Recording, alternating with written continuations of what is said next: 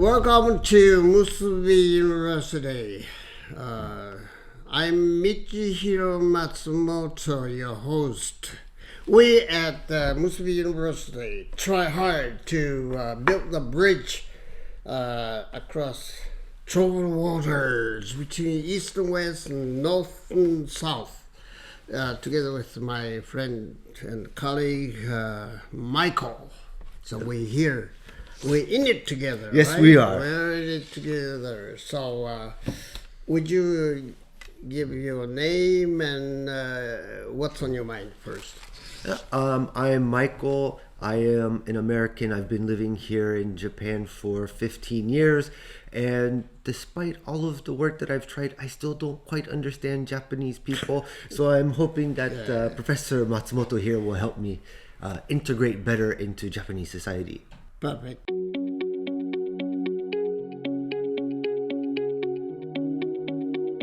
You don't understand the system of Japan per se. Why the system works the way it does. Right. Sometimes beats you. It quite often confuses me. Confuses you. So we're trying to deal with the myth rather, of why, because logic, which is almost non-existent in our culture.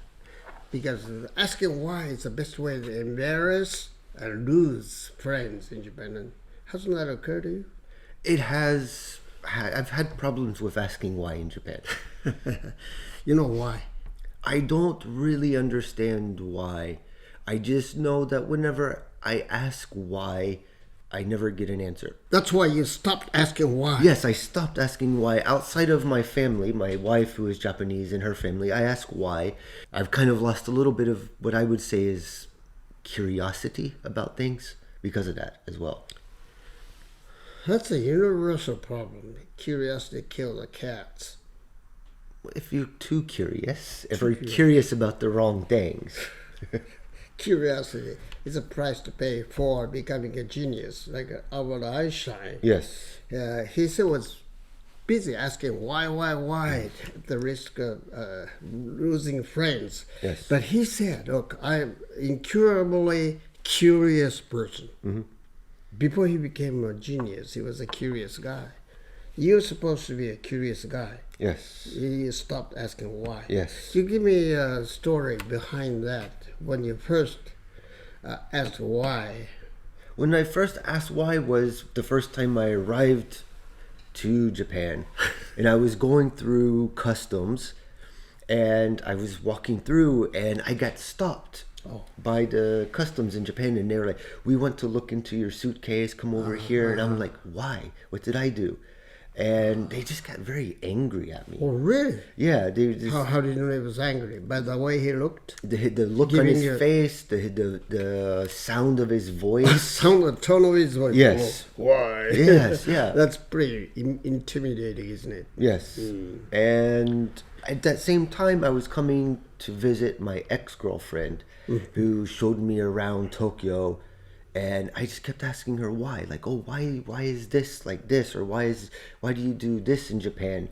And she was never able to answer any of the questions. Must have been pretty frustrating for Yes. you. Your story reminds me of what a friend of mine told me, being a professional tourist guide, asking a Japanese girl, why is this roof slanted like this?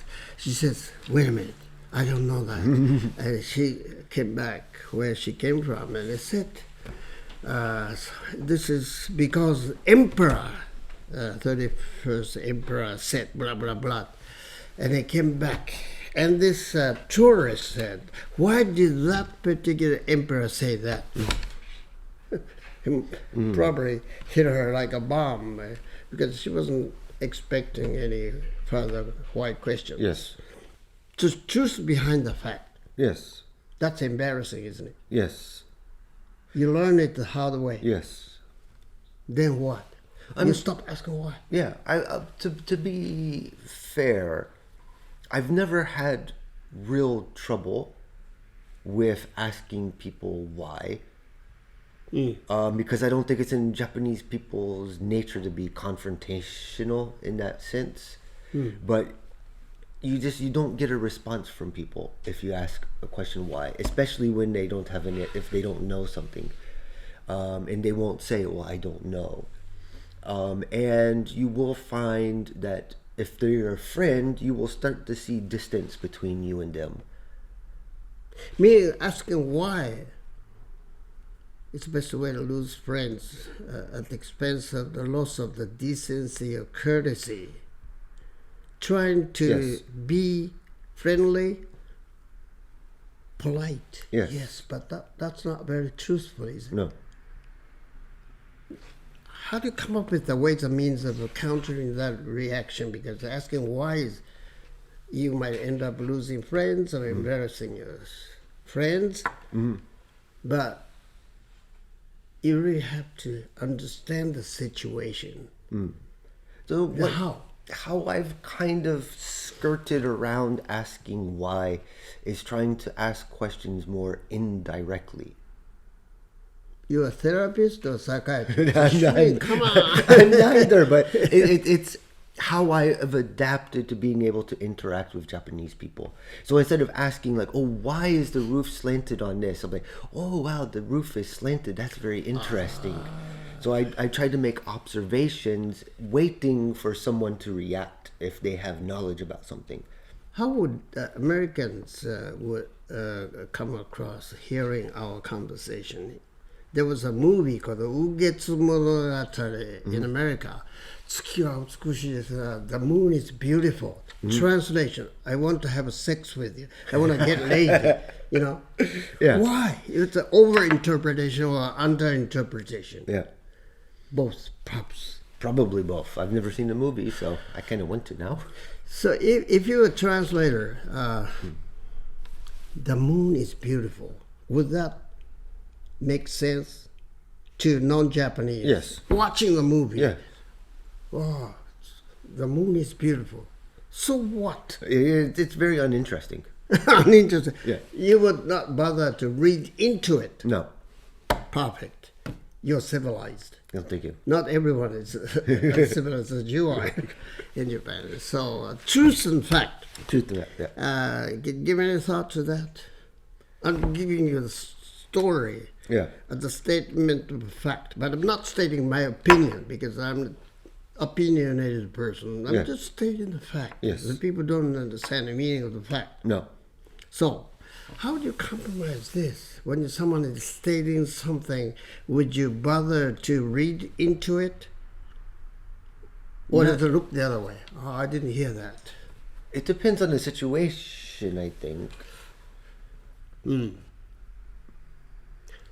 Mere stating the fact, it's almost impossible without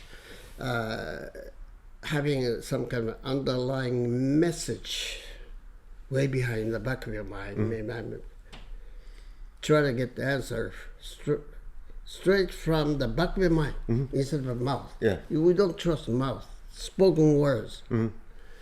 Why spoken words matter so much in your culture in America? Because we speak very directly. The words have, I don't want to say, but words probably have more meaning. Spoken words probably have more meaning in America than they do in Japan. We beg to differ in Japan. Yeah. What's spoken, the language, words spoken are not as important as unspoken message, the words. Something that is hidden, that's more beautiful. It's best to leave it unsaid. Yeah. Does that make sense to you in America or for that matter in England? Leave it unsaid. There are certain things that, you leave unsaid.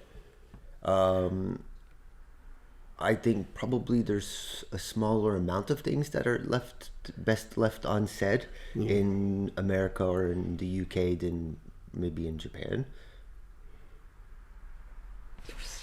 This means that you're not going to make a perfect interviewer, a journalistic interviewer, if you don't ask why. Well, this is true. That's why I'm considered the most dangerous man in Japan, because I ask why. Yeah. Does that make sense? The man by the name of Boya Dementer, the seasoned journalist who's been in Japan more than 35 years and has written more than 150 books. He and I met for the first time. We really hit it off each other. He said, "Oh, you are the most dangerous man, Michi," because he asked why. Why is so dangerous in Japan? You haven't known that. You are on the outside looking in. Yes. I'm on the inside looking out. Yes. Tell me the truth. Why it matters. Keep your mouth shut. Never ask why. Wait a minute. You must stop asking why. Sounds like I'm a hypocrite. I know everything. Papa knows best. Knows best meaning what? You don't have to answer why. Everything is understood. There is no communication there. We're talking about the cross-cultural communication. As I told you earlier, your job is a turn to build a bridge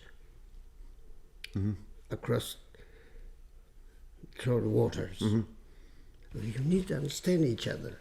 How can you possibly get behind the skin of the other person without asking why? Yeah. Can you do that? Indirectly said. I don't know how to, but obviously this is what Japanese people understand this. You know why? No. If you have trouble, Yeah. you in need of psychiatric help. We pay for the psychiatrist shrink, and probably he or she will put you on the couch. Tell me the story about your personal story. Are you getting along fine with your wife, Ai-chan? Are you happily married? Nobody asked that. No. You are happily married. Yes. Good. You don't have to be on the couch. No. Then you don't need any help.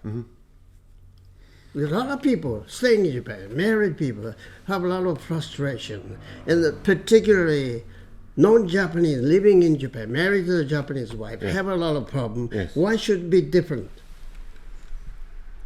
I've come to a point where I accept the differences. I don't always understand them, but I do accept there are differences. You have a big heart, Oh, thank golden heart. You accept everything. Yeah. Different. What would you do? What would you say to your friend living in the United States? Hi, Michael, I want to come to Japan.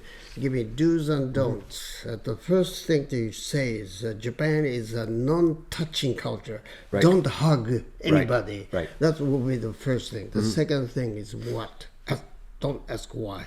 Don't ask. You have many boyfriends? How many ex-boyfriends have you had? That will be the last question you would ask. Probably. Wouldn't it? Yeah, I would say be careful with how inquisitive you are. Okay, that's it. That's right. No other question. Thank you. Thank you so much. See you again, and stay with us. Come back, dead or alive.